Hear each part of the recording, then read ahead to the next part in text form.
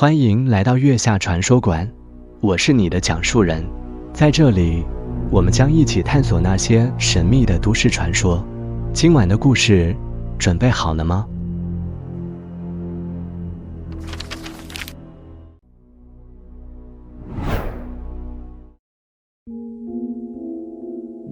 你听说过关于午夜门神的诡异传闻吗？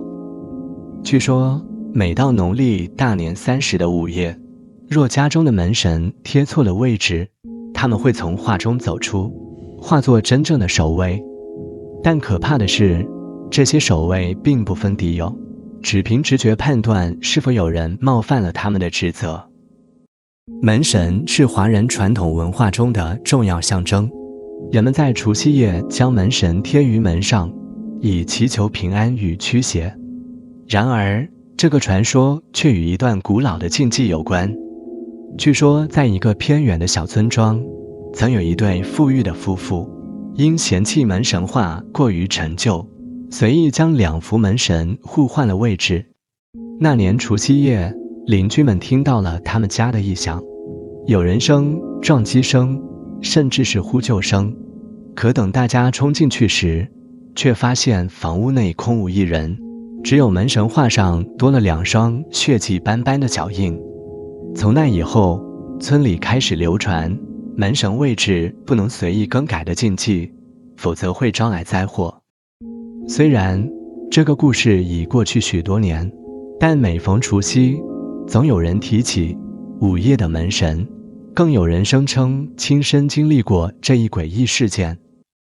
3年前，住在城市边缘的张家人历了一场噩梦般的除夕夜。张先生是一名中学教师，平时对传统习俗并不讲究。那年除夕，他随意地将新买的门神贴在了门上，完全没注意左边的秦叔宝和右边的尉迟恭位置弄反了。当晚，全家人开开心心地围坐吃年夜饭。到了午夜，他们正在观看春晚，却突然听到一声低沉的敲门声。谁这么晚还来拜年？张先生皱眉起身，却从猫眼里什么也没看到。他开门查看，发现门外空无一人，但门神画上的墨色却似乎更深了一些，仿佛刚被人描过。这时，妻子张太太忽然发现客厅里的玻璃窗上映出了一个模糊的身影，那身影看上去像个披甲的武士，手中持着长刀，正缓缓地向家里走来。张先生立刻冲到窗边，却发现外面空无一物。但等他转身时，门口的门神画仿佛闪动了一下。那一夜，他们一家彻夜未眠，始终感到有东西在房子里游荡。后来，他们搬家时才从邻居口中得知，当年他们贴门神的位置反了。王叔是个热衷民俗的老者，每年除夕都会主动帮邻居贴春联和门神。他对传说一向嗤之以鼻，觉得那只是用来吓唬小孩的故事。某年除夕，王叔喝多了酒，贴门神时不小心把其中一幅倒过来了。那天晚上，他刚躺下没多久，就听见屋外有阵阵铁甲摩擦的声音。他以为是幻觉，便没理会。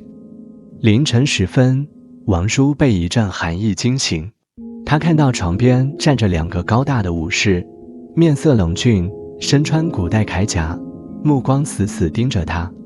王叔吓得动弹不得，只听其中一个武士低声说道：“入侵者斩！”王叔惊恐地大喊救命，声音惊动了邻居们。但当邻居们赶到时，发现王叔昏倒在地，嘴里不停重复：“贴错了，贴错了。”午夜的门神传说之所以令人不寒而栗，不仅在于它的诡异情节，还因为它揭示了一个古老的信念：人与神之间的界限必须被尊重。据民俗学者分析，门神的位置象征着阴阳平衡，若随意更改，便可能扰乱这层界限，招致守护者的反噬。有些地方甚至规定，若贴错门神，必须立即焚烧并重新更换，否则将无法恢复平安。那么，这些传闻究竟是流言蜚语，还是另有其事？在现代都市中，许多家庭已不再贴门神，然而那些依然坚持这一习俗的人们，又是否会因为一个小小的失误，成为午夜门神的下一个目标呢？如果是你，在大年30的午夜发现门神画中的人物微微动了起来，你会选择逃跑，还是壮着胆子留下调查真相？